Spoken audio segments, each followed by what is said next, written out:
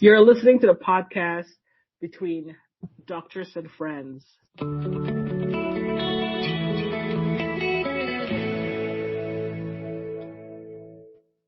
Welcome to another episode of Between Doctors and Friends. We have Dr. Foz here with primary care and Dr. Ray OB-GYN, physician, and some speakers and audience here. How was your week, Dr. Foz? Why don't we just actually say hello, Dr. Foz? Hi. Still alive. How are you? I'm good. Let's go to Dr. Ray. Afternoon, everyone. How is everyone doing?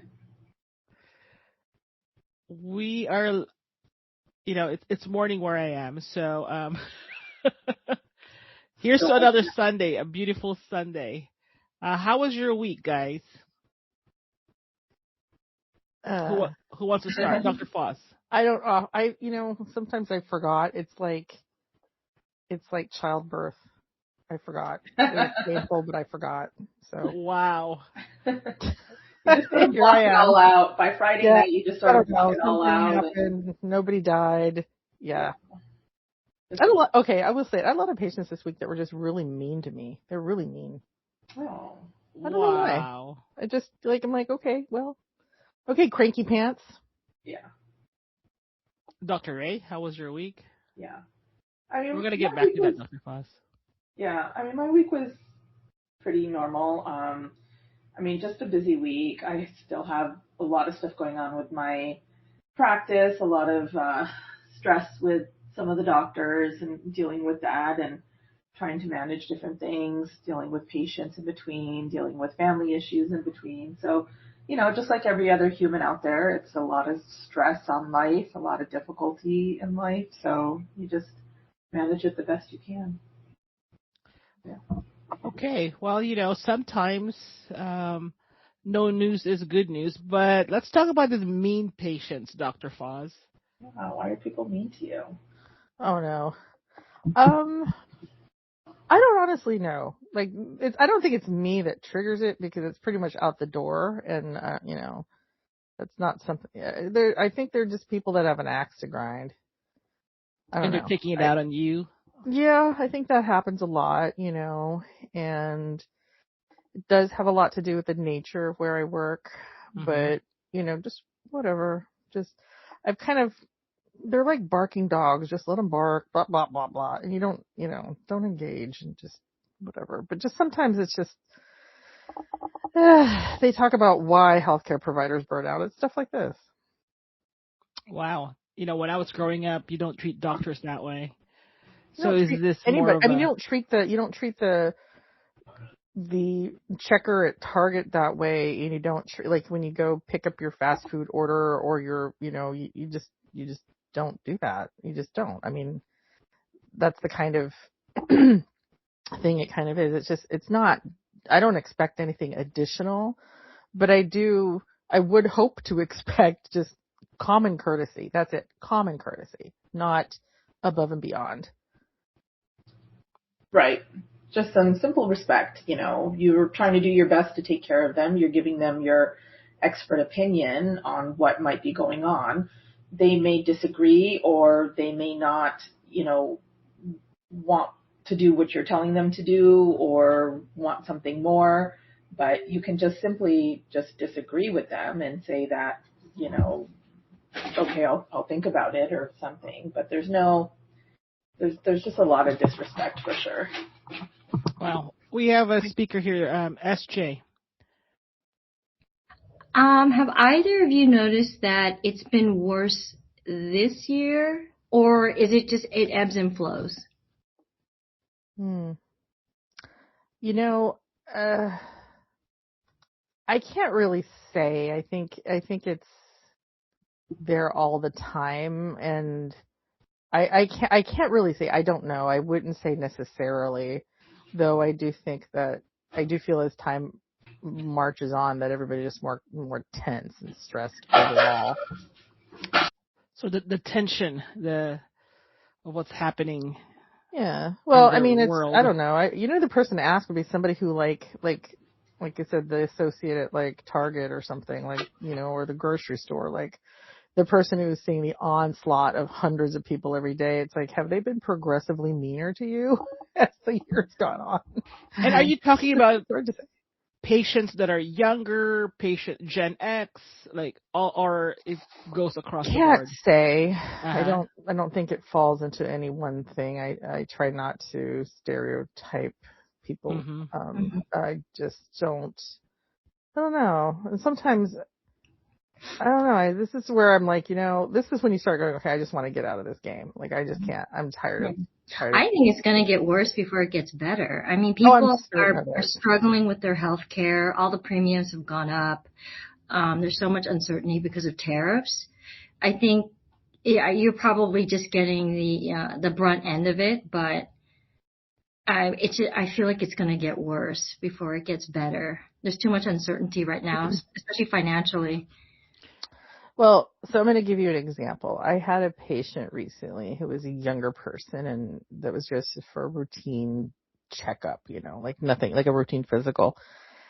And I have the information that I want to convey to everybody when they come in, regarding their particular circumstance. And, these are the things I talk about that I want to make sure that you understand that you can do, that they can help, improve your health, right, in the long run.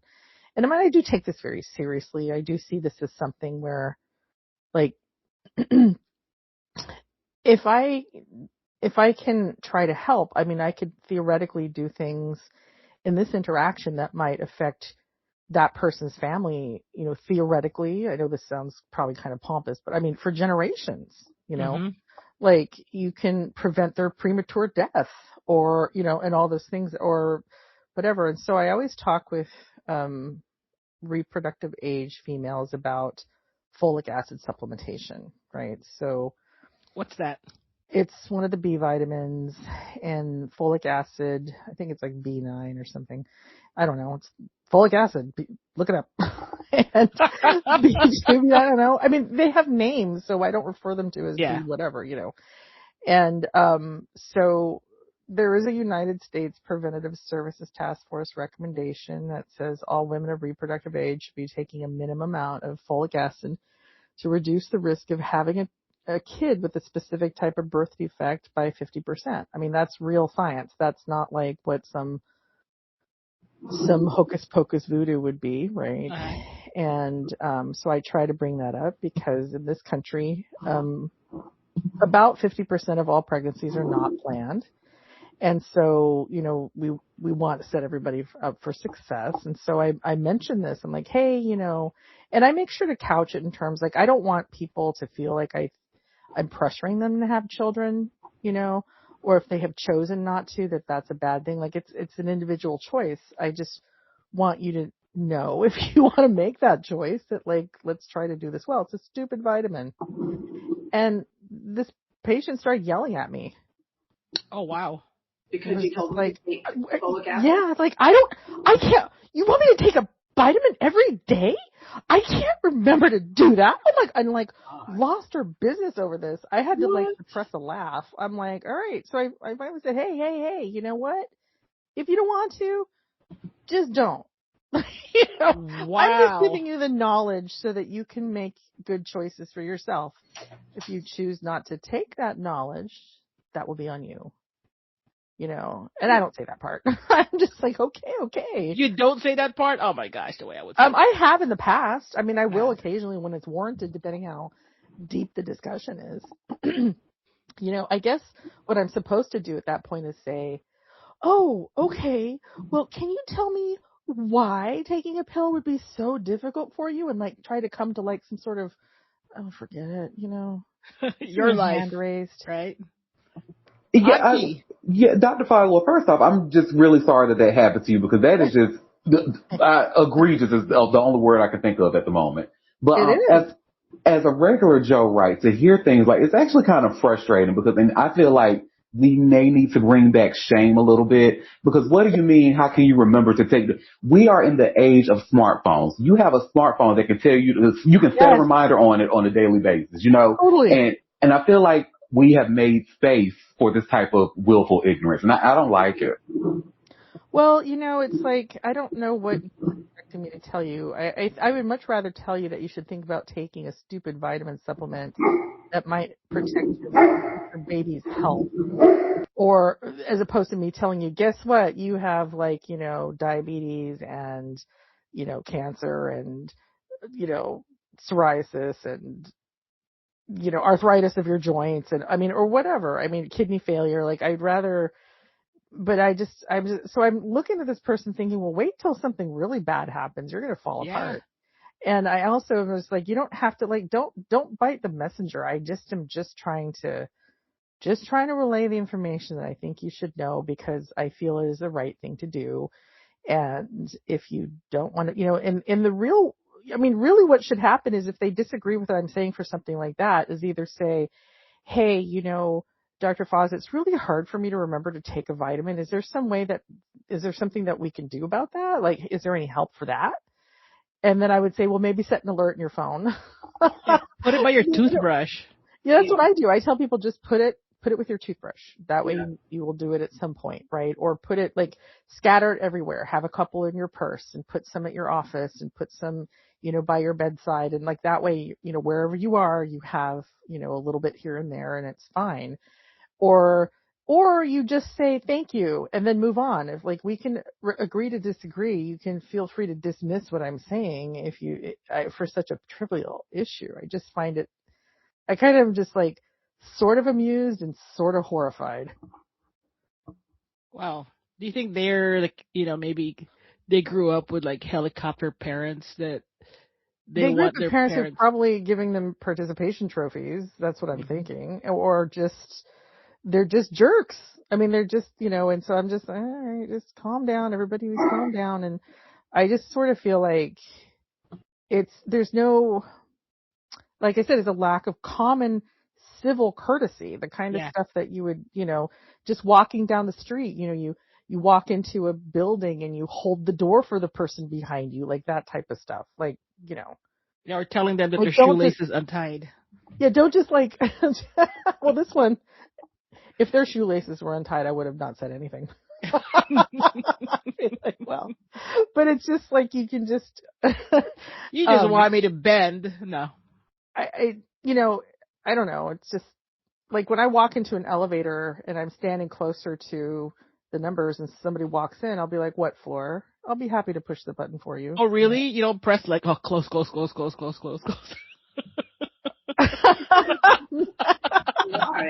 Wow, that's a little bit telling. I know what you do.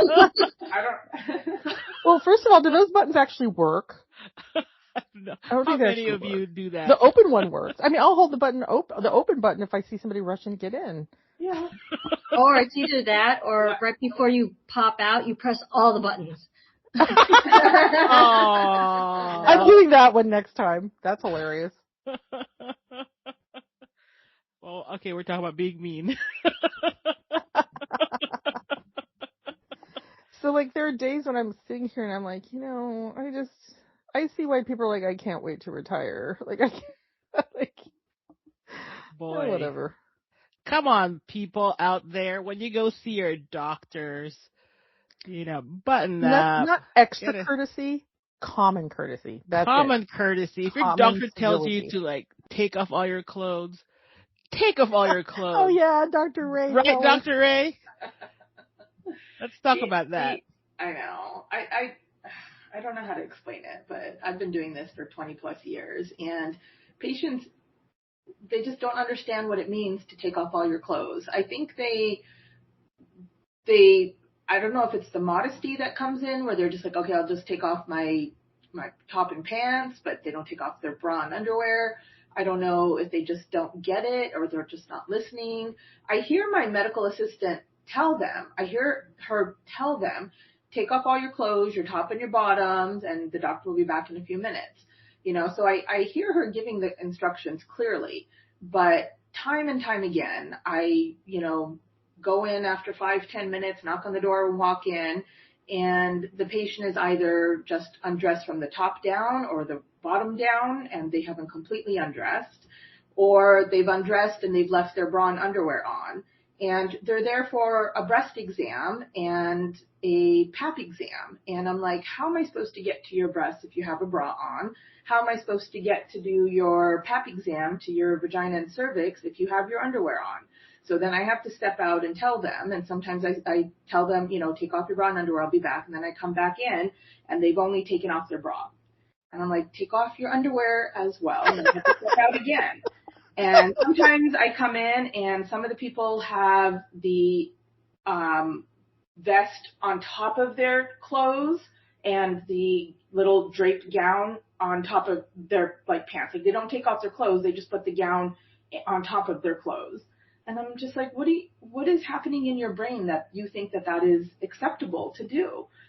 So many of the people just don't understand the simple command of take off your clothes. And so honestly, I use that as a marker of how I'm going to treat this person, because if they couldn't understand the simplicity of take off all your clothes, they're not going to understand a lot of stuff that I'm going to tell them. So then I know I need to very simply talk to them, ask them, what are they there for? What's happening, and then very clearly and slowly explain to them that this is what I'm recommending to you, because I'm assuming you're a dumbass because you haven't been able to take off your clothes properly and you don't understand the fact that, how am I supposed to get a pap exam done if I don't take off my underwear? So I'm going to talk to you like this and I'm going to explain things like this because obviously your brain is not functioning properly. It's common. I have that. I have been so, even this is not just a female phenomenon. I've had male patients where I got to check your stuff because there's some sort of something. And I'm like, okay, I'm going to step out of the room. I wish you had not told my medical assistant that you're here for a rash and you implied it was on your foot when it's actually on your junk. You got to tell us so we can be prepared. I swear to God. They're like, I'm here for shoulder pain. And then they're like, actually, I'm here for my rash on my junk. And I'm like, okay, well, I gotta see that junk. So I will give them the gown. I say, I need you to take off everything from your waist down, underwear, everything. You can leave your shoes and socks on. Put this gown on and I'll be back in a second. I come back. They're still wearing their underwear. Or it's the funniest thing in the world. And I'm like, okay, if it wasn't me that just gave you those instructions, I would have chewed out my MA and said, Sometimes I'll go to them and I'll be like, did you tell her to undress? And they're like, yeah, I told her to undress. And then, like I said, sometimes I'll be in the hallway and I can hear them, saying it to them in the room, take off all your clothes, everything. And then I walk in and then they don't. And I close the door and I just give my MA a look. A dirty look? No, not a dirty look, just to look this happened. And the MA just looks at me, it's like, we both know what happens because it happens at least once a day. At least once a day. Can't you just say undress like you're about to take a shower? Well, okay, you have to assume people take showers. I'm just going to say that too. Wow. Don't get me started on that one. But it's and I am very clear. I'm like, hey, I need to get to the area of concern. I tell them why, because I know how this is going to go. And it's take it off and I'll come back. So I'll come back and they'll either not have done it. Half the time they will. The other half, they haven't. And sometimes I'll walk in there and they're buck naked. And I'm just I don't need to see your underarm. It's the funniest thing. I'm like, I don't know what to say. I know that everybody's probably nervous and so they don't hear things, but how dumb can you be? How nervous are you? I went to a massage place and they have this paper and they visually tell you, where I think you could tell them what areas you want, massaged. Maybe you guys can, I know. Maybe give them have a dry erase body thing and said this. Any clothes covering this area and circle it comes off. But that's so much extra work for us to have to do, and again adds to the reasons why everybody hates this job, and we can't do it for much longer. If we can't, it's dumb stuff. It's not just the hard stuff. Simple command. If we have to draw a picture and tell you this is what we need you to do. Take all these clothes off so these parts of your body are visible. That's an extra 3 minutes of time versus the 5 seconds it should take to tell someone reasonable, take off all your clothes, put this gown on, the doctor will be back in a few minutes. Now my MA has to sit there and draw them a picture of what to take off. Like, it's almost like you have to start it. Like, the only other solution I can think of is you have to make it like this trickle down thing. Like, they walk in and say hi to security, and security is like, okay, be sure to take off the clothes that they need you to take off of, okay? Then they check in with reception. Reception's like, okay, here's your insurance card back. Thanks for your copay. Now be sure to take off the clothes. You take off. And the only other way I think, that this could possibly, and then I think they should install a speaker in the room. And then before I walk in there, I say, hi, did you take off your pants? And you have your gown on. And when they come in, it plays up. But then I feel like if we treat everyone that way, the actual, so like the 90% of my patients who can follow directions, I think I would be a little bit offended when I went to the office and everybody's telling me, like, take off your clothes, make sure you take your underwear off. I'm just like, duh, how are they supposed to do a pap exam on me if I have my underwear on? Like, no, I'd be like, why are you guys treating me like idiots? Dr. Ray, are you dealing more people that don't take their clothes off, like with younger women, or this is all over the board?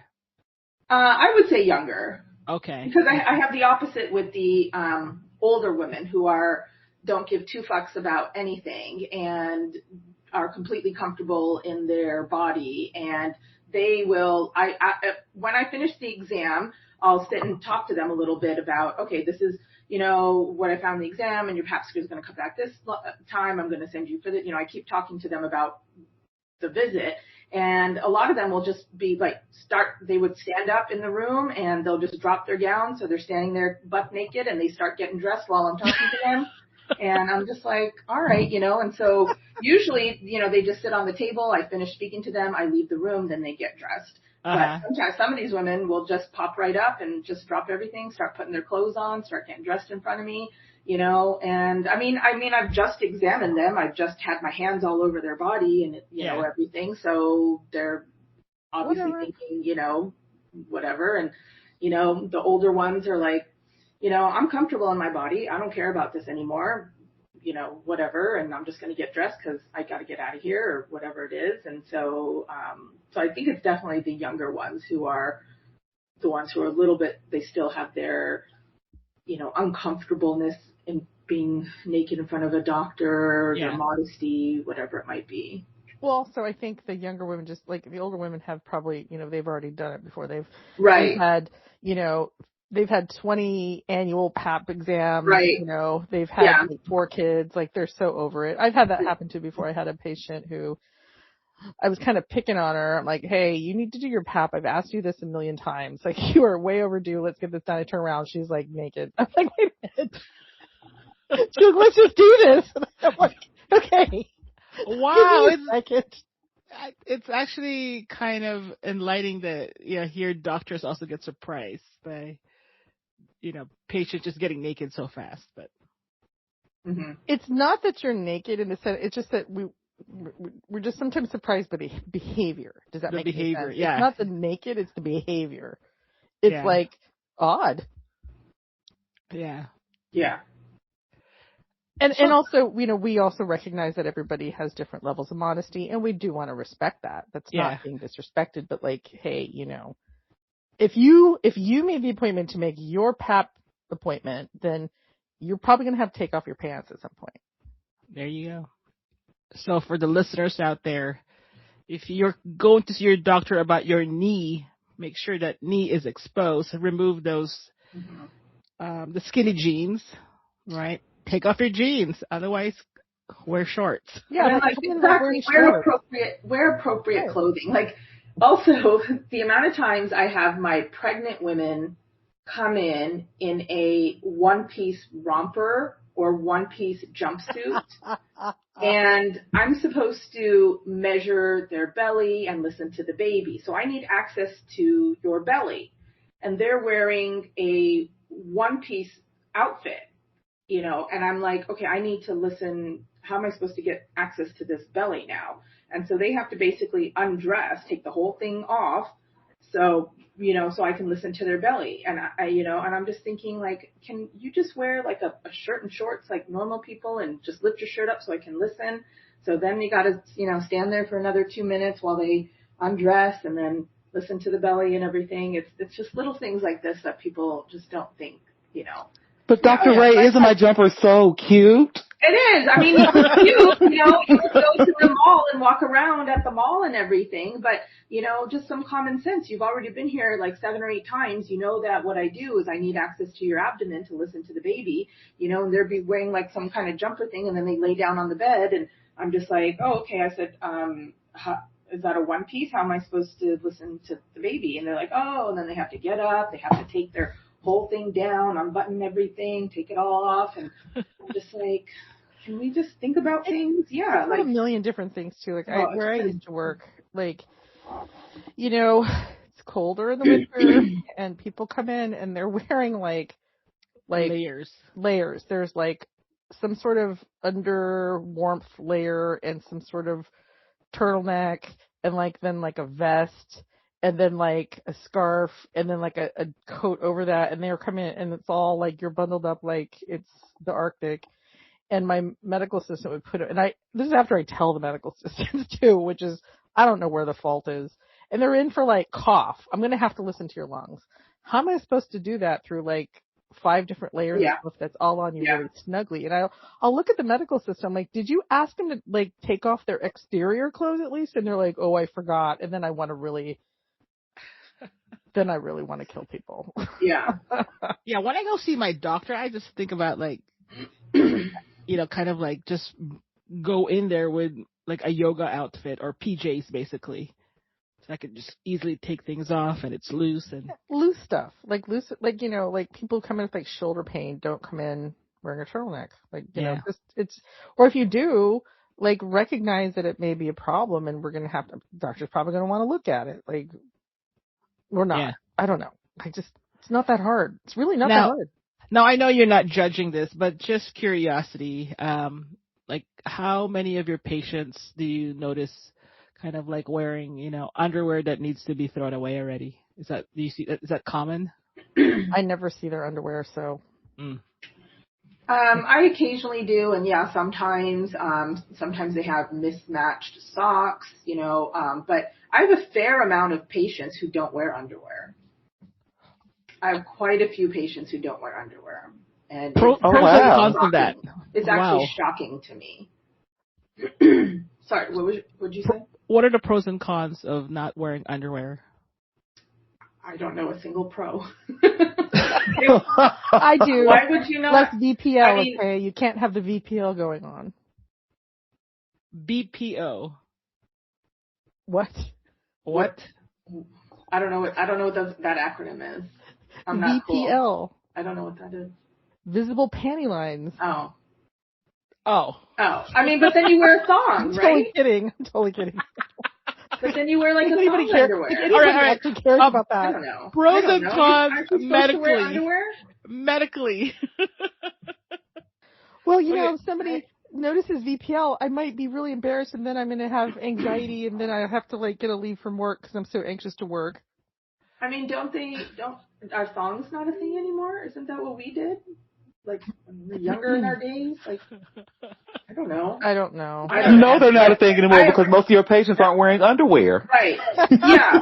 But how do you know your patients are not wearing underwear? Okay. I would say that they're not wearing underwear because of panty lines, because the way that I see it, or the pants that they're wearing are loose and not tight enough.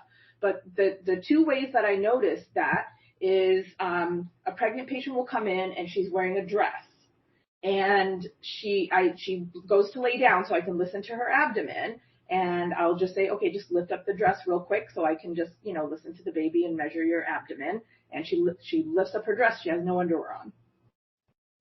And maybe she took off her underwear before seeing you, or okay, but oftentimes then when I'm done with the exam, they kind of put their dress down and they come stand up, and I open the door and they walk out with me. Wow. Okay, so that's that's one way. And then the second way, maybe they have no idea that if you're going to have to get up in there, and then maybe they were like, oh God, last time they chastised me for not taking off my underwear, so now I'm not going to wear any. Yeah. Yeah, but they're going to sit in the waiting room without underwear? I don't know. I don't know. And then the other way is when, like I mentioned that they'll start getting dressed in front of me and they'll just throw on their pants and there's no underwear to be seen and they just walk right out. Wow. So let's educate the listeners. What is a consequence of not wearing underwear? Medically, okay? I don't have the answer to that. Okay. It's just I don't know. I mean, it's... I think it may be potentially, depending on somebody's hygiene, an issue, but that's really about it. I don't think there's a medical need that you have to wear underwear. Let's just put it that way. But just like you don't have to wash your hands after you use the bathroom, but you probably should, kind of thing idea. Yeah. That's fascinating. Yeah, women don't have to wear bras, right? But for whatever reason, they invented them. So I feel like one of y'all patients is going to show up like Lizzo at that basketball game and just putting their bare behind on those hospital seats, and y'all might have to call security. Oh, they do. They do. I can't tell you the amount of times that I walk into the room. Okay, so this is not so the women who listen and take off all their clothes and everything, and they're taking off their underwear. Then instead of sitting on the little exam table that has the tissue on it, to keep it clean, they're sitting in the chair. Oh. And so I walk in, and I'm just like, oh, gross. You're sitting in the chair, and then I have to tell them to sit on the exam table, or they're sitting on my little stool that I sit on, my little roller stool. And I'm like, what the heck is going on here? And so when they're in the chair, I don't say anything. I just tell them to sit on the table. And then when I leave the room, I tell the MA to Clorox the chair down. But if they're sitting on my stool and then I tell them to sit on the thing, I'll get out the Clorox little wipes that are in the room and I'll wipe the chair down in front of them in a very exaggerated way to basically be telling them with my body language, many bad words sitting in my chair with all your nastiness on my chair where I'm supposed to be sitting. So I'm hoping that they get the very subtle hint that that was absolutely wrong and disgusting. And please don't ever do that rolling again. chair. Yeah, the rolling chair thing. I almost feel like we need there should be a garage for it in the exam room.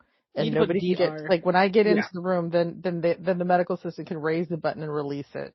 Yeah. Cause it's like, don't sit in my chair that I clearly have to use to roll around. And it's one thing too, if you've been here to see me before, this is where we always sit. You sit on the table or in the chair. I sit on the rolly chair so I can move around as necessary. Why are you now sitting on the rolly chair? Is this is this a dominance display? That's what I started thinking. Yeah. I mean, for those listeners, who take public transportation, I mean, come in the New York subway, I mean, wear underwear. Come on. Yeah. It's... That's just, ugh. Yeah.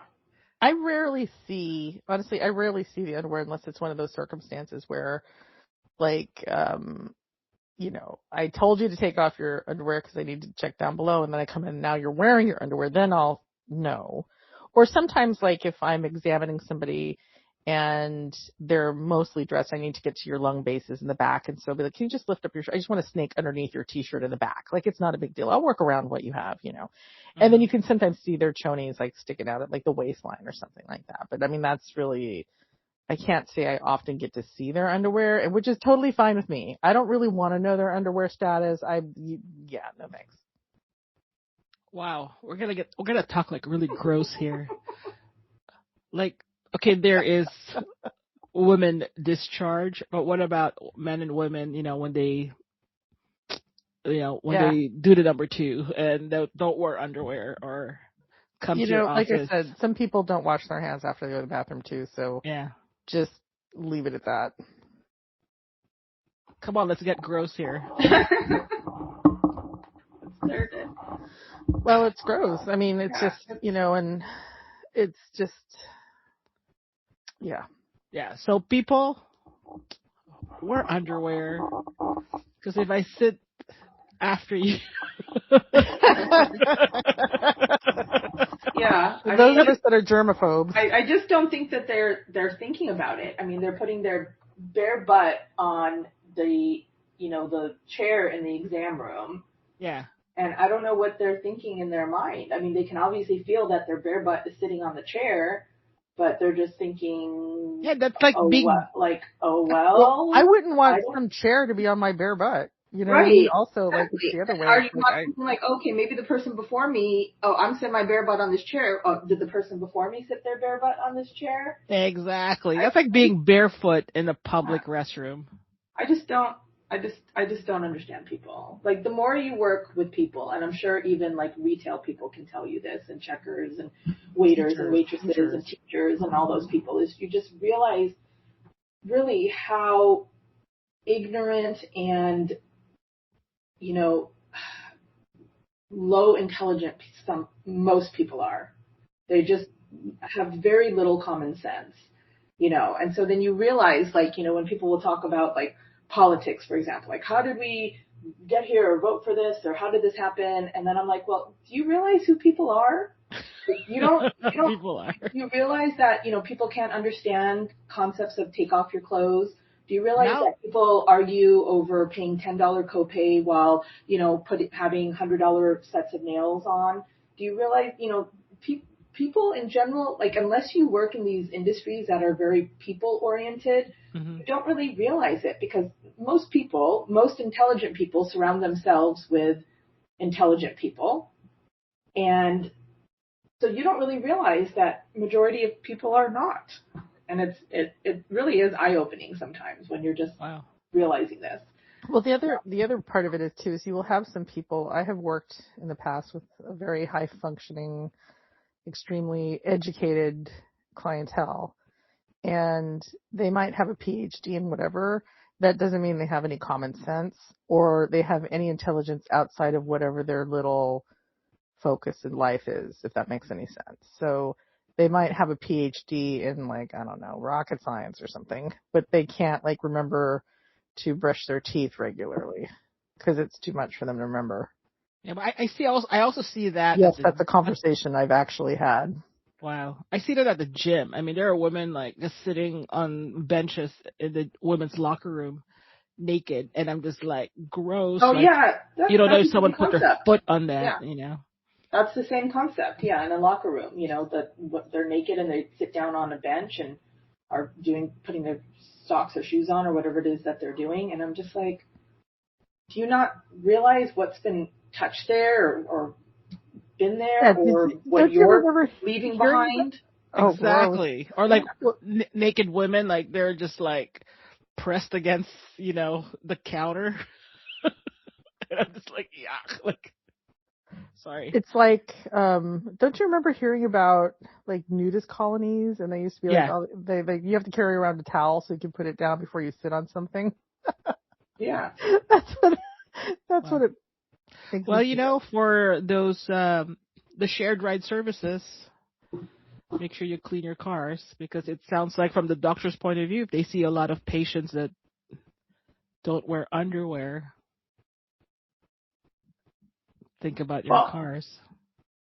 I'm hoping in the ride shares they have clothes on, though. They may not be wearing underwear, but they're wearing pants. That's true. Well, still. I don't.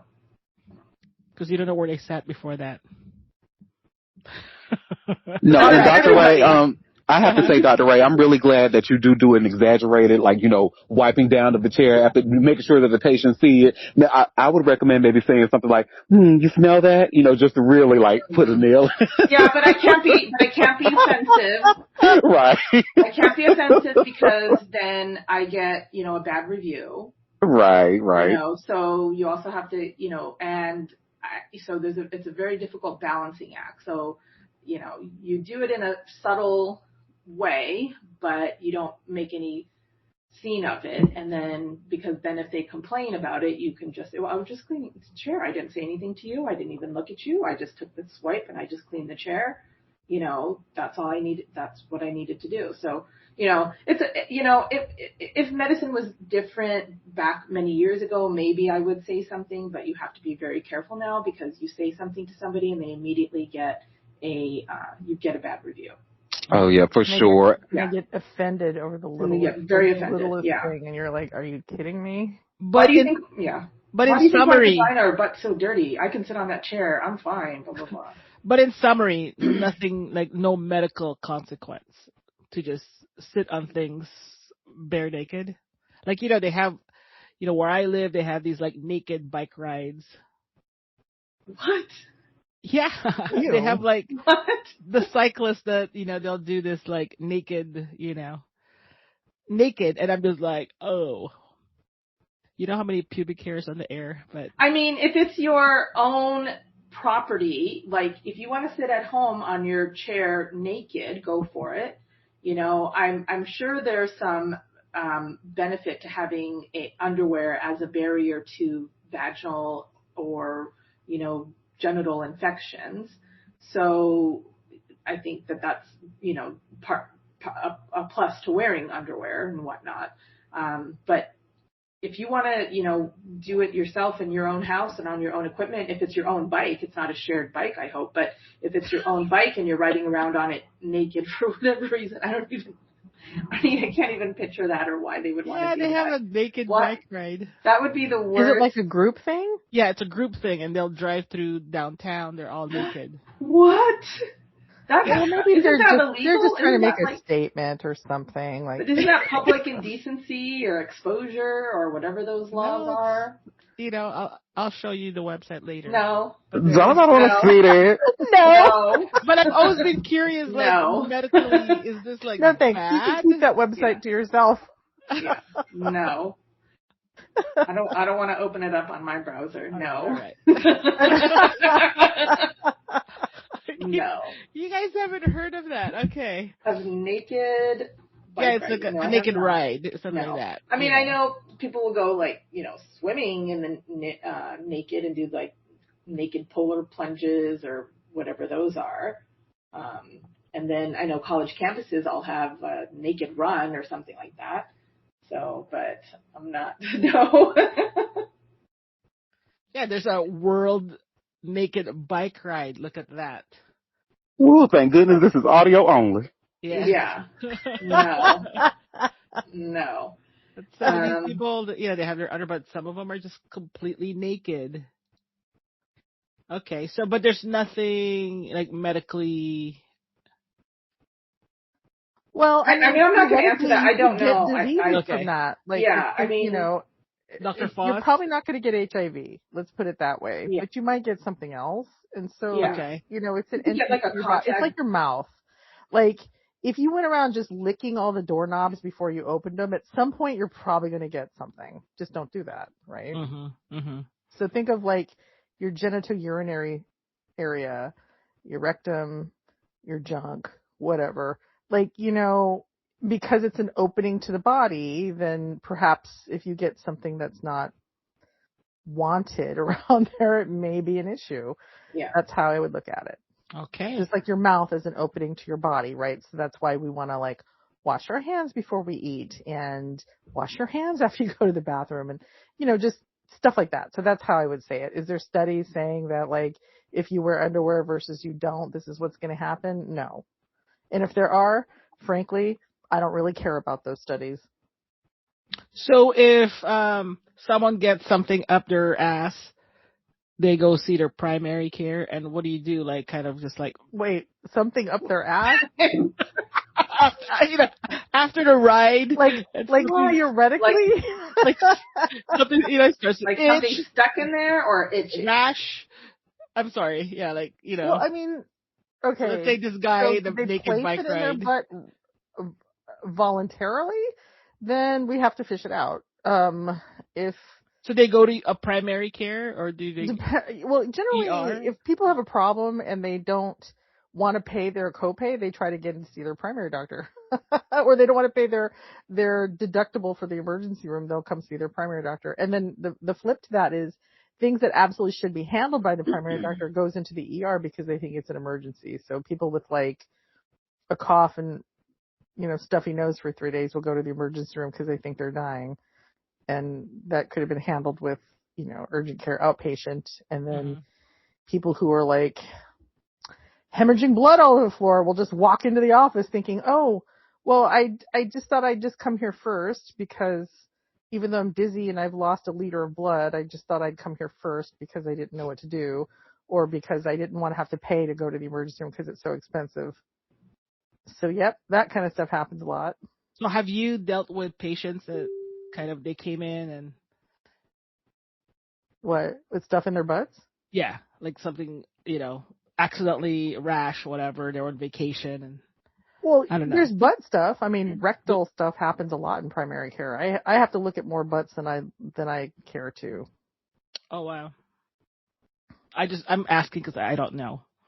So, okay. Yeah, that's good. We don't want anybody to have rectal problems, but yes, rectal problems, rectal skin problems, hemorrhoids is the biggest thing. Hemorrhoids are very, very common. So rectal bleeding, irritated hemorrhoids, rectal fissures, those happen a lot. Rectal skin issues, herpes of the rectal region, rashes we don't know why are affecting the rectum, rectal pain with no origins, stool incontinence, yes, all that stuff. Okay. See, you probably don't know this, but you probably have patients come to you and participated in this naked bike ride. That's going to be the next time they come in. I'm like, did you do the naked bike ride? Well, that's your problem. I can't Everyone, imagine. I was just going to say, I'm sorry. No. Go ahead. Go on. I was just going to say, everyone take a shot every time Dr. Foz says rectal. Okay, Steve. Okay, we need to set that up, and I'll just be sure to pepper rectal into things like every 30 seconds or so. Yes. It's going to be super hammered. Dr. Ray, you were saying? Oh no, I just can't imagine people wanting to do this bike ride naked. I would think it would be very uncomfortable on your private area. Already those things are small and uncomfortable, and now you're just having, especially for men, you're just having everything out there to potentially get pinched or caught or something. I don't know. You know what I think is like, what if you fell? That's going to hurt a lot more than if you were wearing like a shirt with some, I don't know, that's just skin protection. Like everything is going to get hurt. I don't mind people doing whatever naked stuff they want to do. I just don't understand this, riding a bike. And then the sunburns. Somebody's going to get a sunburn. You know what? I didn't think I would be talking about the naked bike ride with you guys, but this is kind of cool. Nope. Okay, rectal, time for shots. There you go. Yes. All right, change of topic. I had a listener email me and wanted to ask you guys about peptide shots, the peptide parties that's becoming popular. Okay, I'm going to say it. Eating Tide Pods was popular at one point too. So I'm just going to leave it at that. Just because it's popular doesn't mean it's a great idea. Tell me about it. What is this peptide shot thing? I don't know. I think this comes from functional medicine stuff that doesn't make a lot of sense. When somebody says peptide, like even like the facial moisturizer, it says peptides on it. I'm like, that's weird. So it comes down to like biochemistry. So there's a bunch of molecules that we're worried about in the body. So there's atoms, which are single elements, and there's molecules when you change stuff up together. And then there's categories of that, right? So everybody knows their macros, right? So everybody talks about their macros. Do you ever hear that? Yeah. Yeah, when they're in the dieting world or weightlifting world. Do you know what macros are? I bet half the people don't know what macros are, right? And these are pop terms. These aren't medical terms that are loosely pulled from chemistry so there's three main types of things in the body, right? There's carbohydrates, there's fats, and then there is proteins, right? So those are the big things. And then those are large, complex molecules, and those are made up of smaller parts. And so one So a protein is a long, complex chain of amino acids, and a peptide is just a type of amino acid. It's just a chain of amino acids. That's all there is to it. So I couldn't tell you, like, when I put my facial moisturizer on that says it's got whatever peptides in it, and that's not why I bought it. It's just whatever. I don't, like, is that actually getting into my skin? Probably not, and so I don't understand this peptide thing, and, what are we injecting, and none of this is regulated. And I guess the bigger thing is if I thought this was going to save your life, I would totally give it to you. Mm. So you can't, like, when you ingest you can't, like, when people, they buy collagen powder I take a collagen supplement, I mix it with this, and collagen's not a complete human protein. That's number one. Second thing is, like, when you eat a protein, you break it into its amino acids, then you absorb it, and then you use it. So basically, you don't need to do this. Your body makes its own peptides that it needs, and just eat the proteins that you need, and not excessively so. And that's my opinion on that. Okay. So it sounds like it's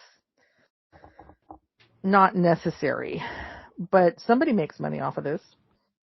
Follow the money. Always follow the money. That's where you know where the origins of it is. That's true. Oof. And then you and I were talking earlier about allergies and bad responses to this. Okay. So a typical allergy response, so if somebody is allergic to, like, let's just pick something. If somebody's allergic to, like, eggs, right, or peanuts or something, right? So, peanut is a perfect example. Peanut allergies are not rare. Just so you know, peanut is technically a bean or legume. It's not a nut. But what happens with it is a lot of people who are, and I'm afraid to say this, so I'm not going to say it. Most of the time when you're allergic to something, you're allergic to a protein in that thing. That's usually what is the trigger. So most people are not allergic to a particular carbohydrate. If you're intolerant of carbohydrates because you have an inherent metabolic problem, like you're genetically lacking an enzyme, and a lot of those people have more serious problems. They're not just like, I'm a healthy adult and all of a sudden at 32 I found out I was not that person. But there are patients who are born with, like, inherent metabolic defects. Those are different. Those are not the people I'm talking about. That's much more rare. But most people who have typical allergies to something are allergic to a protein that's associated with it. So, like, a good example is somebody in my family is allergic to apples. And if this person eats apples, they get, like, an allergic response in their mouth. They get something called oral allergy syndrome, where their back of their throat starts to feel itchy and irritated. Wow. It is on the allergy spectrum. It's not the same thing as full-blown anaphylaxis. Let me make this clear. There's different spectrums of these things. But if this person eats apples that are cooked, tolerate it just fine. And it's because when you cook proteins, it denatures them, it destroys them. So you no longer have those in the combination that are giving us the problem. Is this making sense? Yeah. It makes perfect sense because I literally live that. That's how I am with apples. I can't have them raw, but I can have them cooked. Oh, look at that. Perfect example. So, Auntie, when you have apples raw, what happens? So my throat feels funny. It almost like closes up a bit. It's really itchy. Gums get itchy. I just start feeling really funny. Okay, but it never progresses past that. You never get a rash. It never leads to full blown I can't breathe. Nothing like that. Correct. Nope, it does not. And your lips don't look visibly swollen when that happens. Is that correct? It did happen once. The swollen lip happened once. Okay. Then that's more concerning. Okay, just so you know, that you should absolutely make sure to avoid apples. But let's pretend that wasn't part of the spectrum, that would sounds like, I can't diagnose you, but it would make me think of something called oral allergy syndrome, which is a more limited response to an allergy. I'm using that merely as an example, right? But like you're saying, so everything has some proteins in it. So even though apples are not known to be protein rich, plants do have proteins in them as part of their, function and evolution and all these things. And so it's the protein that typically causes the issue. And so when you denature that protein by cooking it, so when you destroy it or soaking it in a lot of alcohol, that's another way. You know how people kids will have experiments where they cook eggs by putting them in alcohol. Like, I remember seeing kids would like take eggs and put them in rubbing alcohol, and you've left it there and it all of a sudden look like a cooked egg. The alcohol is denaturing the protein, right? So when you like cook an egg and it goes from like a clear egg white to like a opaque white egg white, that is denaturing that protein. And that's why there's that visible change for it. So cooking is one way to destroy or denature. And I don't want to say destroy like make them useless and turn them into carbon and ash that you can't digest. I mean that you break them down into their pieces or change their form. Your body still, it's okay to eat an egg cooked. When you eat the protein of the egg, your digestive system actually denatures that protein and breaks it down into the little pieces, and then you absorb that protein, right? So when you cook food, that's why it makes, in some patients who have oral allergy syndrome, it makes it less of a concern. And so proteins are typically what we respond to. So some people who have, I know somebody who has a severe peanut allergy, like if I lick a peanut, I don't even have to swallow it. I have to end up in the emergency room because I will need, emergency care.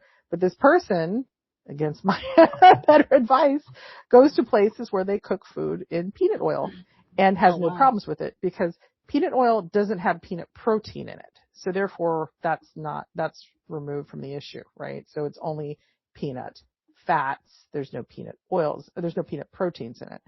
And then even if there were, like when you take oil and you raise it to 350 or 375 degrees or whatever it needs to be to fry a food, you've now also denatured those proteins. Wow. The moral of the story is, if somebody's going to have an allergic reaction to something, it's often a protein associated with whatever that is. And so you're more likely, we were talking about somebody who had like a severe allergic reaction to a peptide. It's like, well, it's because it's a peptide, it's a protein. If you're going to spike a reaction, it's probably going to be to that. Wow. We went deep in there. Okay, hold on. That went mental there. Rectal. Okay. Sorry. Okay. Yes. And Dr. Paz, I just wanted to add on, this is actually an allergy that came on later in life, because I used to love apples growing up, but this didn't happen until I was around in high school. Well, you know what? This also happened to somebody in my family, same thing, loved apples and all that stuff, now can't eat them for that reason, and then also has the same problem with all stone and pome fruits. So pome fruits, apples are a member of the pome family. They're, ooh, auntie. So it's related to like pears, how they have like the little seeds in it, And then you have stone fruits, which are loosely related, which would be things like peaches and plums and cherries that have the single large pit, which are also related to almonds. And so this person now has an intolerance to this entire family of things. Wow. And also has an allergy, though, to birch trees. And birch trees are loosely related to apple trees. So it's often something like that, right? So I'm allergic to all of those, pears, peaches, and all of those. Oh my God. Wow. Did you say that you're allergic to those as well? I am, yes. Okay, I bet you're allergic to birch trees, and you should absolutely not eat almonds until you talk to your healthcare providers. Thank you for that suggestion. Yeah. Because I feel funny after eating almonds. Oh, see, yeah, no. But see, the good news is a lot of people who have, once again, this thing called oral allergy syndrome, which is just, something, it does not tend to progress to a more concerning type of allergic reaction. It's not associated with the development of like anaphylaxis and severe reactions that require like life-saving interventions. There's no association with that. For you, though, specifically, once again, I can't diagnose and treat, but one of the things that I would worry about is the fact that you did have your lips swell. That is angioedema, and that is considered on the spectrum of a more concerning reaction. And so kind of avoiding those, you may wish to have a discussion about that with your physician. And the idea would be to like avoid them. And then there are some products on the market, like, some people should probably carry some antihistamines with them. Some people should have like EpiPens with them. And then also, there's some meds on the market now that are shown to kind of reduce the risk of dying or having a severe allergic reaction from an inadvertent exposure in small amounts.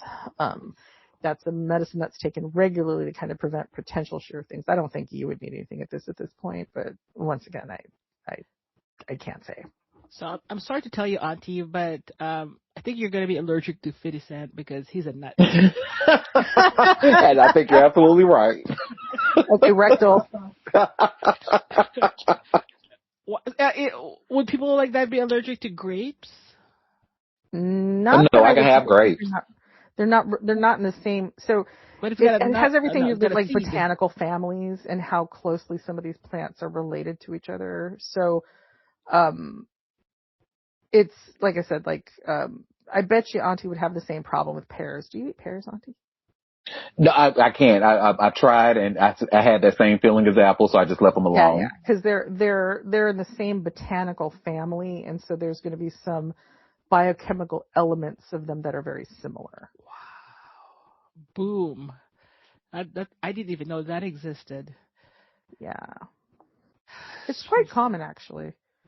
And But that's the whole thing. Back to the peptides things, and kind of like we were talking, before we started this discussion formally, is that the peptides can trick because it's a protein that is and if it's a particular combo that happens to look like something that you're already allergic to or you don't know, and it's a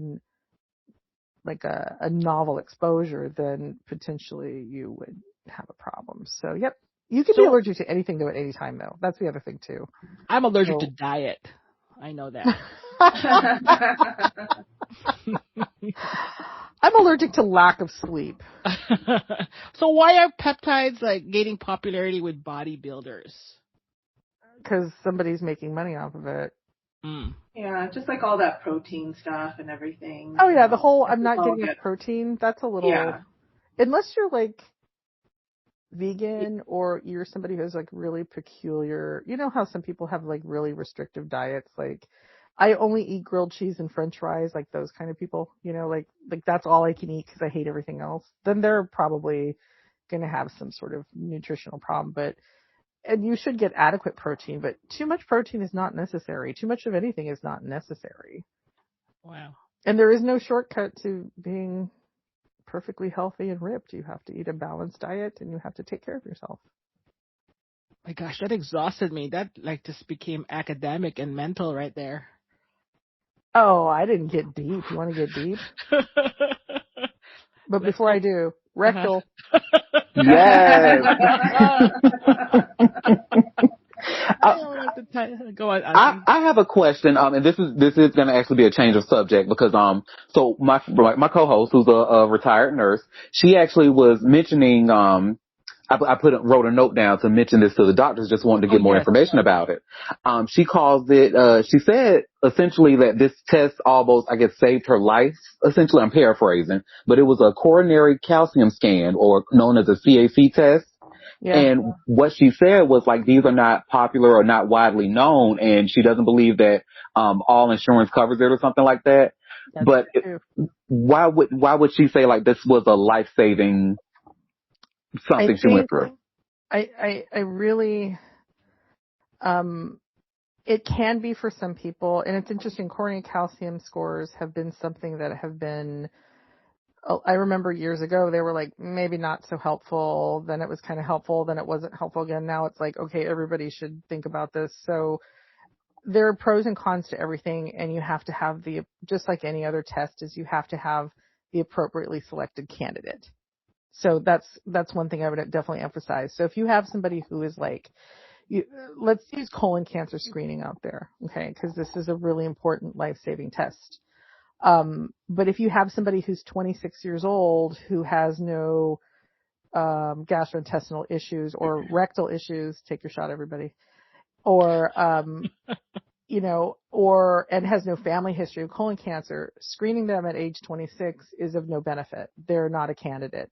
The harms of that procedure may outweigh the benefits, so it's a risk-benefit ratio. Okay, so know that about medical screening. It's not it's about pre-test probability. So pre-test probability. So maybe to put this in Dr. Ray's kind of stuff, if you have a 90-year-old who's had normal, adequate Pap screening her entire life, and she's never had abnormal Paps and has very low risk behaviors, we're not going to screen her at 90 years old for her Pap test, because the pre-test probability of a real issue that will harm her is so low that the harms of the screening are going to be potentially greater. So it's about pre-test probability. Okay. A very classic example of that is in tuberculosis testing. So in the public health arena, there's this huge movement towards testing and identifying people who have exposure to tuberculosis but don't have tuberculosis active infective disease. And so that we can potentially treat those people and then reduce the risk of them ever developing active tuberculosis and spreading it in a lifetime. And so hopefully that at some point, nobody on earth will have TB, right? But if you have somebody, and I'm just throwing this out there, who was born on a mountaintop in, I don't know, Idaho or someplace smaller and quieter and has never been around other humans before, ever, and has never traveled, and has lived a very solitary life. Let's just say somebody like this exists. Their exposure risk for tuberculosis is extremely low. So if I run a test on this individual, if it comes out positive, it's more likely to be a false positive than an actual positive. But I have because their pre-test probability is so low, the sensitivity and the specificity of the test are not in the same arena as this. And so if I get a positive test on this person, it's more likely to be a false positive, but I have no way to distinguish that. So now I have to expose this person to the harms of potentially treating them when there was no benefit because it's a testing issue. Does this all make sense? It makes perfect sense. Thank you. Okay. Before we go any further, rectal. Yeah. So there's the whole concept of pre-test probability. And so the reason I don't like to get up there and say, oh yeah, everybody should have one is because you're going to have somebody who's 25 years old who's a marathon, person who is very healthy and is very careful about eating healthy and all this stuff. They're like, I need a coronary calcium score, but you don't.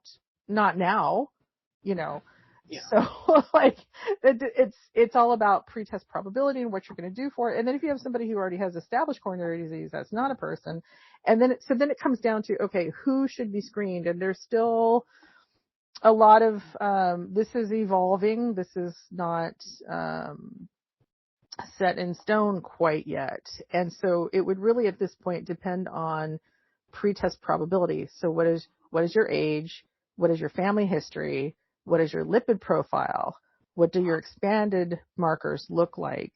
Are you diabetic? Are you all these other things? So there's a million things that will play into it. So I imagine that it can save some lives, and I imagine that it will create anxiety in others. And this isn't something that we want to start screaming about. And the other thing to understand is it generally is not covered by insurance. So the test itself is typically not hugely expensive, on the order of a couple $100, not a couple $1,000. Intervals for when we retest are not 100% delineated in some cases, so that's another potential issue. There's a lot of argument amongst some preventative cardiologists, like what's the appropriate interval.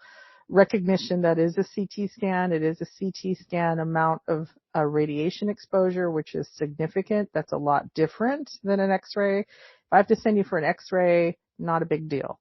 It's not ideal, but the amount of radiation is low. So the amount of radiation in a typical chest X-ray is the same amount of radiation as you would get traveling on from one coast to the other in the United States on a flight, the amount of that type of radiation.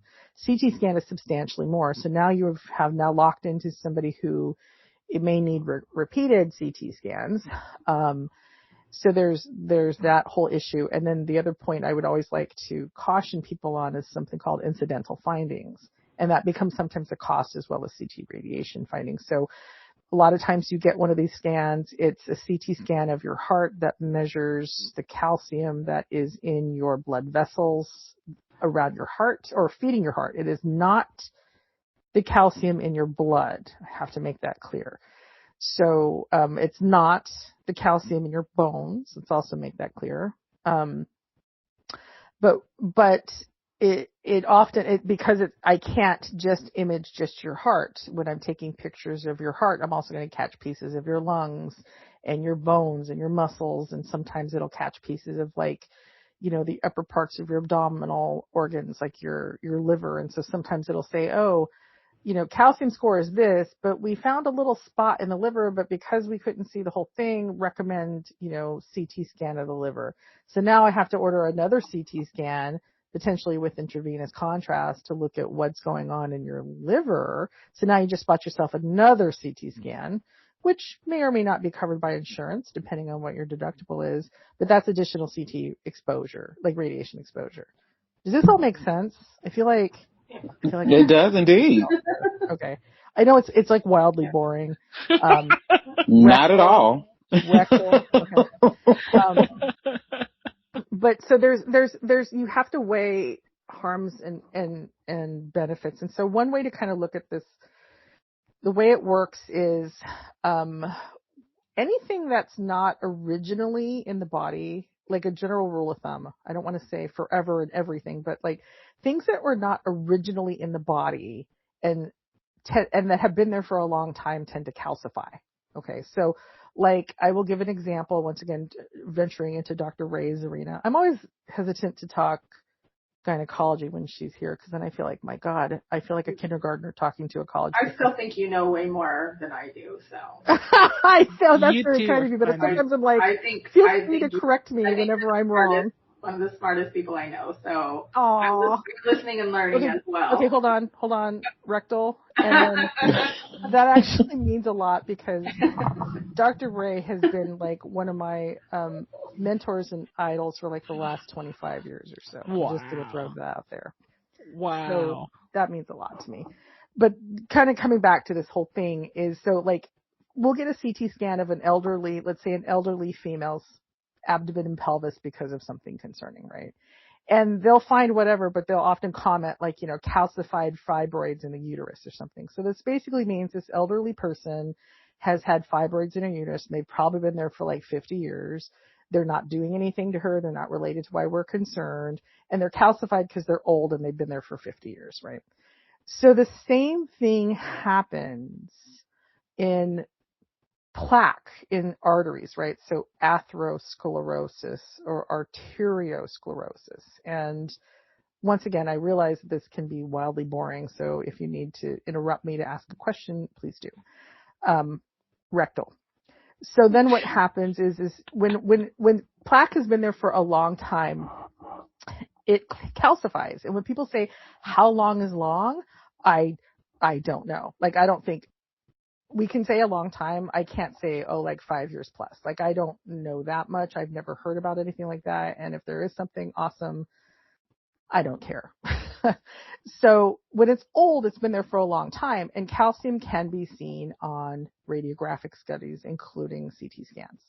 So if you have somebody who's at high pretest probability, or we're not sure, right? That's another area of concern, right? I could run you through a CT scanner. I can kind of see if there's a lot of plaque buildup in your arteries. It makes me think we have a lot of clogging of the arteries that's been there for a long time. And what do we do about it, right? So then there's a whole thing about what do we do about it. The thing with CT coronary calcium screens is they only measure old plaque. So having a 0 score doesn't mean you don't have any plaque. It just means you don't have old plaque. That's one limitation, right? Wow. But a lot of that, how I interpret that, will depend on your pre-test probability. So if you're a 32-year-old who's had like weird chest pain and everything's fine, but your calcium's kind of up, and we've done all these studies, maybe think, and we find one of these, what I like to call advanced coronary markers or heart disease risk markers that's kind of elevated.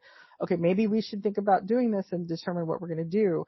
So the calcium score just kind of gives us one piece of information.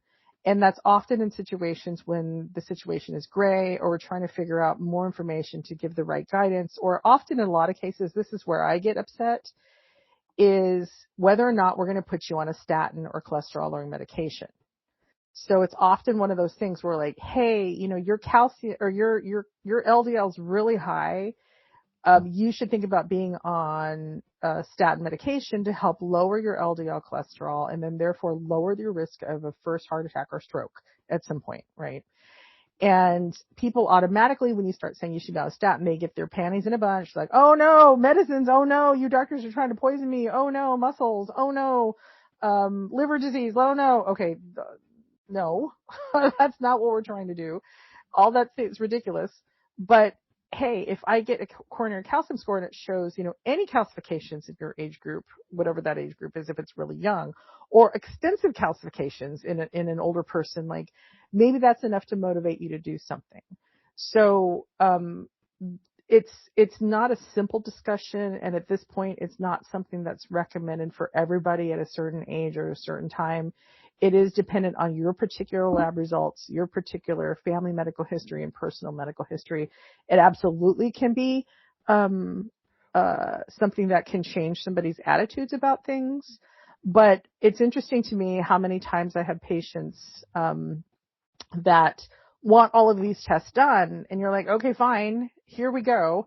You should be on a statin. And they're like, oh no, I don't want to do meds. And you're like, okay, why did we do all this then? Like, I just want to know, like, okay, that's not, but just knowing, like, is this making you more comfortable that I just told you that your risk of heart disease is higher than it should be? And you still don't want to do anything about it? Like, is that really what you wanted to hear? I find it kind of mind boggling.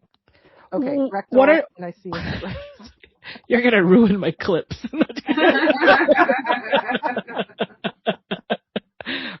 Any side effects on statin?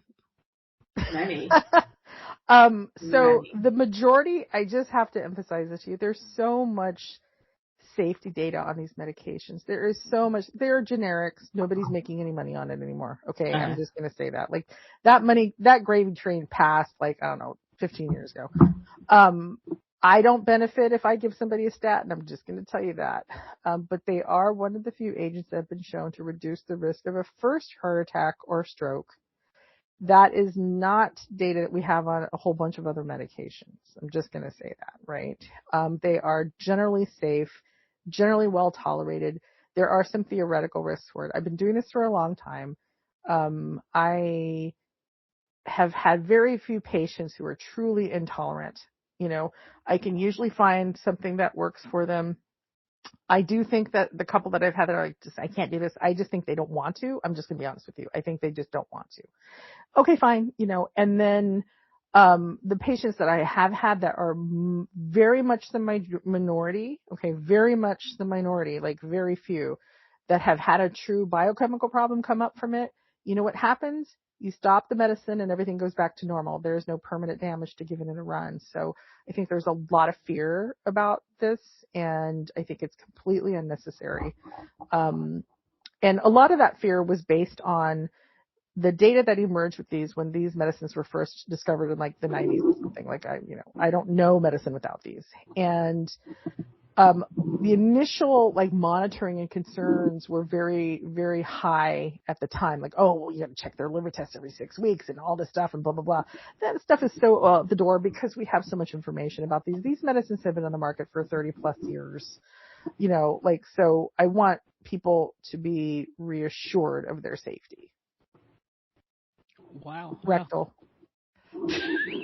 Yes. Okay, I know that. So did that kind of answer your question, Auntie? It absolutely did. Like, I definitely had way more of an understanding about them than what I did before. I think at some point... we just got educated here. Yeah, I mean, I'm sure there's going to be much clearer, like, definitive guidelines on this stuff. But I just, this is a discussion I actually really don't like to have because...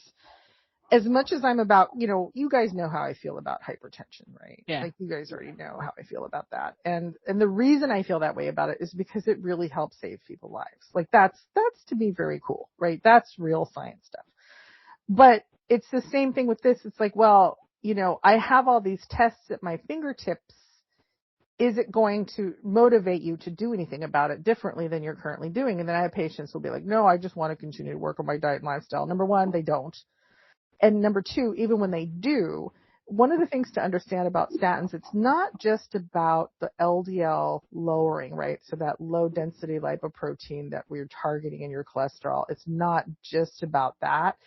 It's about the beneficial effect that statins have on the endothelium, so the lining of the blood vessel that makes it less likely to be friable and less likely to trigger a heart attack or stroke. So, I think that it's not just the metric that we're after. It's also the fact that there's, either it's on board or it's not. It's kind of like a pregnancy test, right? You're either pregnant or you're not. And it's the same thing with statins. You're either on one or you're not. And then the other question is, okay, did you get enough statin to get us to where our target should be? And so I just find it really frustrating when you find all these things in people. You're like, hey, you have a little calcium, it's just a little bit, your quarterly calcium score is like 7 or something, so there's buckets of it. It's like 0 to 100, 100, 200, 200, 300, 400, blah, blah, blah, blah, blah, right?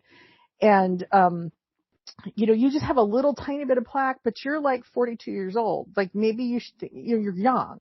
Like maybe you should think about taking a statin. And like, oh, absolutely not. I just want to work on my diet to help lower my LDL. And my answer, that's great. You absolutely should work on your diet to lower your LDL. But maybe you should also be on a statin because I'm also trying to like improve the condition of the lining of your blood vessels. And then people automatically like, no meds, no meds. And you're like, all right, then why did we do this then? The advice and your behavior and your plan at the end is exactly the same, which is if we didn't have any of this data, you just want to work on your diet. So we went through this whole round and round, but we're exactly where we needed to. So I feel like then that we haven't maximized what medical science can do for you. You just spent a lot of money, but you don't want to do anything about it. And now you've irritated me, rectal. What about Dr. Foz, what about, I see a lot of cardiologists always recommending and stating that everybody at some point should be on a statin. Have you heard that, or what do you think about that? I'm kind of in that same, I have that same attitude. I can't say if anybody actually say that, but I mean, I do think that at this point, that's where, at some point, if you live long enough, that's where we're going, because whether or not you're on a statin to lower your LDL cholesterol depends on what that LDL is, as well as the global picture, right? So prior to this year, we would use something called a 10-year ASCVD score, so a 10-year atherosclerotic coronary vascular disease score. And in patients over 40, so 40 and older, that gives us an idea of your risk of a heart attack or stroke in the next 10 years, as well as an indication of your heart attack or stroke risk in lifetime, right?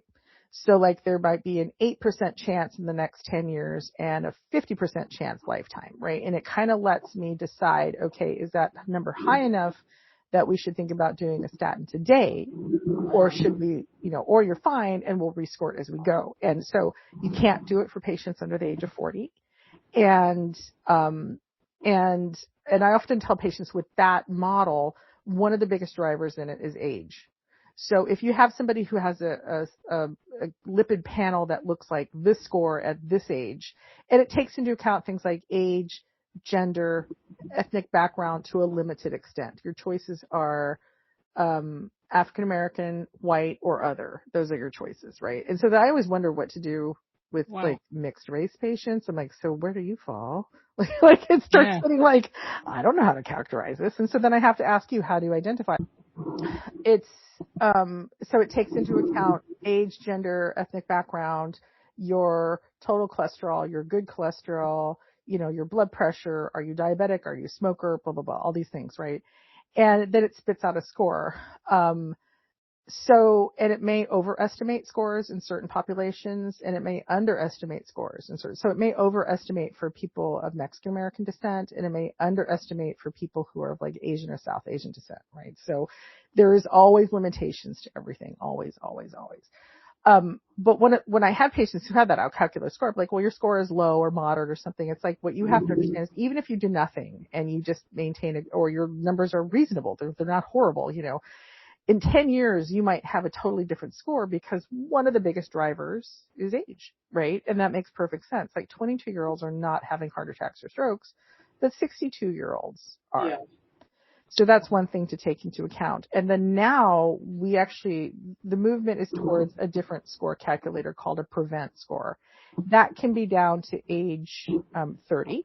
So we can calculate scores to people in their 30s and older, not applicable to people who are younger than that, teens, 20-somethings. However, it's kind of more of a nuisance calculator. It does take more factors into account, things like, what is your A1C? So it definitely takes into account if you're pre-diabetic or not, whether or not you're showing other subtle signs of cardiovascular disease, spilling protein into your urine, something like that. And, so it's more global. It also takes into account zip code. So for the first time, it's looking at people who might live zip code, because you're looking for, well, okay, hold on, rectal. What it's trying to do is it's trying to figure out if somebody is living someplace where they're underserved, they have poor access to healthcare, or if they're in an underserved area, because your risks are going to be higher. So that, I think, is kind of like, wow, how do they determine that information? I don't know. Honestly, these are the things I don't know. I can't know. I'm going to say it. There's certain details about things. You know what? I have too much going on in my brain. I just don't care. I'm going to trust people who do this. You guys sound like doctors. I mean, you guys sound like real doctors here. So the PREVENT score is actually supposed to guide us. Now, what I don't like about PREVENT is I think PREVENT has been, I don't want to say underestimating, because I don't know what's right? But my scores for patients I score through PREVENT are lower than my scores for my 10-year ASCVD score. So, what's kind of happening is I don't really know. It's actually less people have recommendations for that. And I don't really know how I feel about it. I feel like that, in the previously there was so much more of a push for statins and so much more for certain goals. And now those have kind of been loosened a little bit. And so I think that's weird, given the benefit of certain things. So I guess I would tell you it's kind of an evolution, and statins do have, the thing to remember is they are indicated for the primary event reduction, which is really important. So previously it was only something called secondary prevention, which is, well, you've already had a heart attack or stroke, or you already have significant buildup or something. So your kidneys are shot, and so we need to do this. So that's secondary prevention. That's already when the horse is out of the barn. Now we have it, and this is not now. I mean, this is now for the last dozen years or so. It's now we have primary prevention, and I think that's where the conversation gets lost. Is they don't understand that I can do something that can prevent you from getting ever sick, or really reducing that risk, and I think that's really important, because cardiovascular disease is a leading killer worldwide. Rectal. Ooh, that's a lot of, it's a lot. Sorry. Brain power. No, I love my education, honey, along with my liquor. Thank you, Dr. Foz. Anytime. I will ask one short question before we end this. Last week, I witnessed a nurse put a cuff blood pressure machine on a patient. What are your thoughts about that, Dr. Foz? What? Those wrist blood pressure machines? I think I know what situation you're referring to. No, I don't.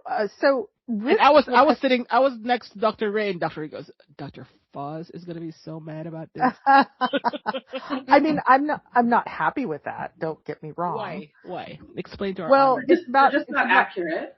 Yes, it's about accuracy, right? Yeah. However, not all, I don't want to say it, but not all risk measurements are not accurate. You need to know that. They're just not what the data that I would want to pull to manage somebody's blood pressure or to determine if they have hypertension. But I do understand the situation it was done. I will say from the photo that I was shown that it was proper technique, which is where you do have the artery at the right height. That's number one. Number two, I can't comment on the accuracy of that particular model. There are some that are validated by validatevp.org. I don't necessarily agree with that myself, but they are validated. It might be one of those. And number three, though, if it was just done for root screening, we've been checking your blood pressure multiple times a day for months on end, you don't have because you're in a professional inpatient setting, and you're not having problems with your blood pressure, and you don't have hypertension, and there's no current issues that make me think that you could be having an acute situation to have an effect on your blood pressure, we don't think you're septic or something, and we're just doing it just to go through the motions today, what's the harm in that? Yeah, I kind of think that they're just going through the motions, because I don't think that they're doing any kind of treatment or anything.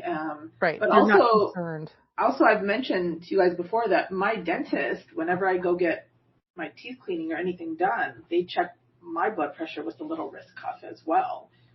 And well, once again, they're not, as much as I like to rant and rave and recommend against it in professional and personal settings because of the potential for error. That's really what it is. There's much greater potential for error. I can see why your dentist would do that is because, you as a gynecologist have a hard time getting people to take off their pants. Can you imagine what the poor dentist has to do to try to get people to raise their sleeve up appropriately? Like, I get it. You know what I mean? So they're doing some sort of screening. Especially if you're wearing a hoodie, Well, so I can see where they're like, oh my God, these people, so yeah, I can see where they would go to that. And then the other matter is that's not really what they do primarily. Like, they're not, right. So I think they're just looking to make sure that before they fill the cavity or whatever it is that they're doing, that your blood pressure is not, 200 over 150. Yeah, I think it's like a very broad kind of check, if that makes any sense. And so that's also part of it, right? Like, how, like, it doesn't have to be 100% scientific, all this stuff if we're not, like, currently concerned. Like, if somebody, like, like that person that we were talking about where I saw the photo, right? This is a person who's been in an inpatient sitting for quite a period of time. The blood pressure is not an active issue. It's not, the clinical situation isn't that I think that they're septic and now their blood pressure is a concern. It's nothing like that. It's just, we're just trying to make sure that it's stable. Okay, fine. All right. Well, rectal. That's a lot of rectal. Yes. Right? Talk and this mental talk about. I don't even know what we were talking about. Wait, you're not going to incorporate that? You're not going to incorporate that into your online practice? Sounds about right. That was deep. My practice is just kind of like high level. Well, now you can talk to them about peptides and coronary calcium CT scores. I know. Then that's going to make me a real doctor, and I'm not a real doctor. I'm just an online doctor. All right. Well, thank you both. Wow. Great stuff. Sorry. I'm just getting going and I won't shut up. It just makes you sound like a real doctor, so. Yeah, because I fake it most of the time. I guess you guys are real doctors, I guess. Despite the fact that you attended my graduation, I've just been faking it for a while. All right. This concludes this episode. If you have any other questions, email me at doc@betweendoctorsandfriends.com.